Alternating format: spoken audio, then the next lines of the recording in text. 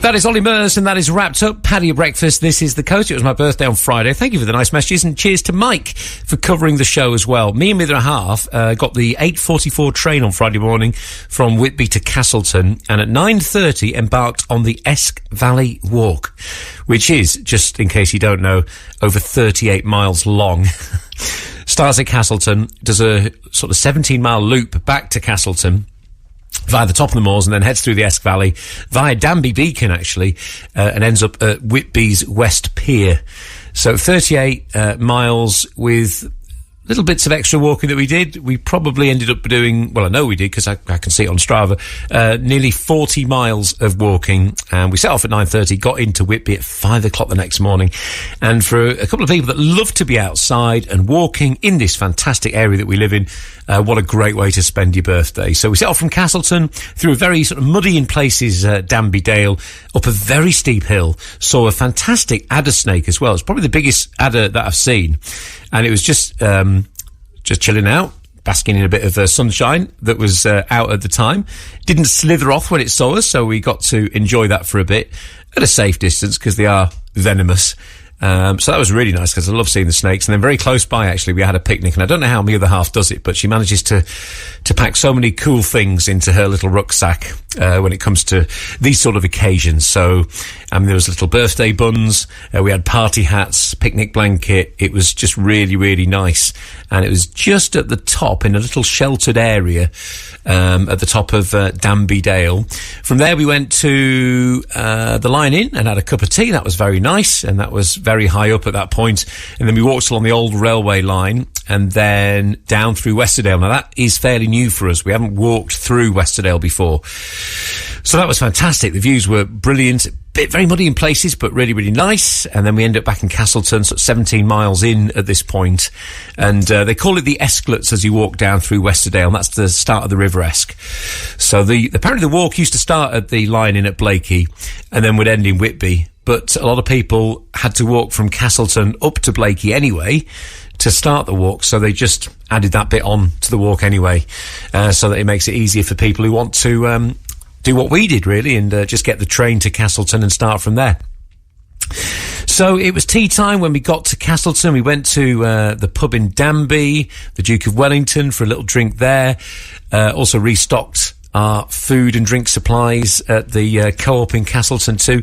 And then the Esk Valley Walk is a little bit cruel, actually, because after Danby it takes you right up onto the moors again to Danby Beacon. So the sun was going down at that point, and then we dropped down into Lealholme, had torches on at that point. Quite muddy in places for the remainder of the walk, but it's absolutely beautiful. The amount of wildlife we saw through the Esk Valley was just incredible. So from Lealholme, it's then Glaisdale, and then you're on the Trods to Egton Bridge, and then it's Gromont, Slights, Russup and Whitby. Like I said, we got into Whitby at about 5 o'clock in the morning. Got to say a huge thank you to Stephen and Margaret from Egton Bridge. Sent Stephen a message because he'd wished us good luck on the walk, and I said, we're in Lealholme. Won't be too long before we're in Egton Bridge. And he said, look, if you want a cup of tea or a coffee, the kettle's on. And we thought, you know what, that'd be great. But I said, look, it's going to be after midnight, you know.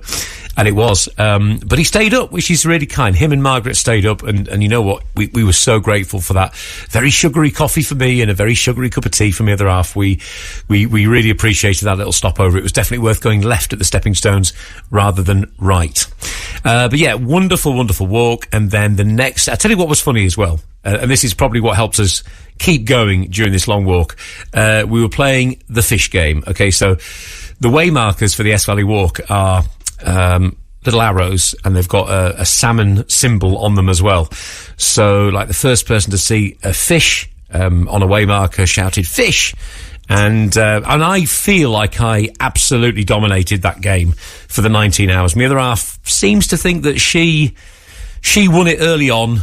And then, because I was walking ahead of her later on, just a little bit ahead of her, she couldn't see them. So I was getting all the fish on the way back. But that was a fun game. We've actually joked about, I say we joke, we're serious about this actually, because it's our first long distance walk that we've completed.